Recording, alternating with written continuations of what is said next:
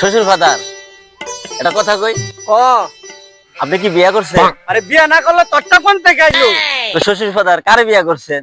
কারে আবার তোর শাউরিরে বিয়া করছি। তো ঘরে ঘরে আত্মীয় হয়ে গেল না? বাইরে বিয়া করলে তো একটা আত্মীয় বাড়তো। ওরে শালার জামাই রে, তুই চুপ কর চুপ কর। শ্বশুর ফাদার এই এত বড় নদী কে কাটছিল? তোর বাপ কার ছিল? তোর বাপ।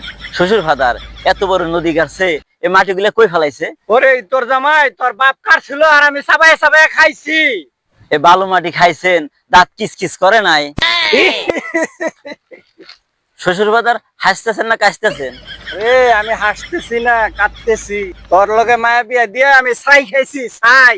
তো শ্বশুর ফাদার ছাই খেতে গেলেন কে? আমাকে বলে তো আমি 2 বছর চাল ভাড়াই দিতাম। আর একটা কথা বলে তোর গুছিটা দাঁত ফেলাই দিমু শালা ই তোর জামাই। তো শ্বশুর ফাদার দাঁত ভেঙে দিলে আমি শ্বশুর বাড়ি গোস্ত খাবো কেবা করে? শালা ই তোর জামাইয়ের লগে মায়া বিয়া দিয়ে আমার জীবনটা শেষ হয়ে গেছে গা। হ্যাঁ দোস্ত খালি আমার, আপনার মেয়েটা আছে আছে আমার ফইর মানে হালাই দিল। কয়টি দিছ? আজকে 1000, পরের দিন 5000, পরে 10,000 টাকা।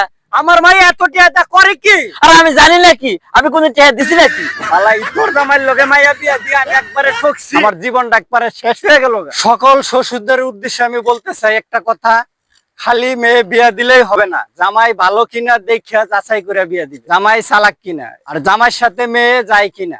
শ্বশুর ফাদার কি যাত্রা করতেছেন? শালা ই তোর জামাই।